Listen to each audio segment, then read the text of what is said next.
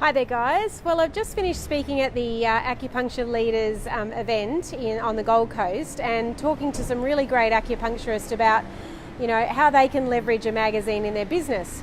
So I thought I'd quickly talk to you and let you know some of the great things that we were discussing in the event. Thanks Andrew and Kat for having me. And one of those things that we were talking about is the power of being an editor-in-chief of your own magazine. So why would you want to be an editor-in-chief of your own magazine? Well, some of the things we talked about today in the event are, one, if you're in an industry that, quite a number of people are either there's lots of them or not many people know what you're about and what, for people, often we talked about in the event today, people don't necessarily know what acupuncture is all about. They've heard of it, but they don't really know what it's about. So if you're the editor-in-chief of a magazine, for example, a magazine called Acupuncture Health, then you can tell the story about acupuncture the way you want it to be told and the way you want people to know about acupuncture. So one, if you're in an industry that needs a bit of explaining, then being an editor-in-chief of your own magazine allows you to control the story. Two, if you're competing against a number of acupuncturists or other people in your industry, so if there's lots of real estate agents, if there's lots of acupuncturists, how do you position yourself as the number one? Well, the way to do that is to be an editor-in-chief of your own magazine in that topic. So for the acupuncturist I was talking to today, it's like, well, why don't you become the editor-in-chief of an acupuncture magazine and you position yourself as the only choice?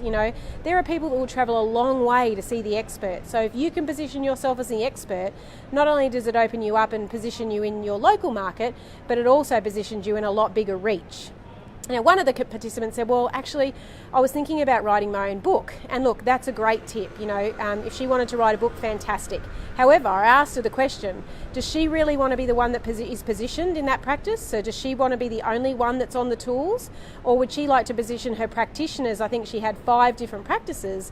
Does she want to position herself as the expert, or would she rather position the people that work for her as well as her as the expert? So she could be the editor-in-chief of the magazine, but then she could do profiles on all her practitioners.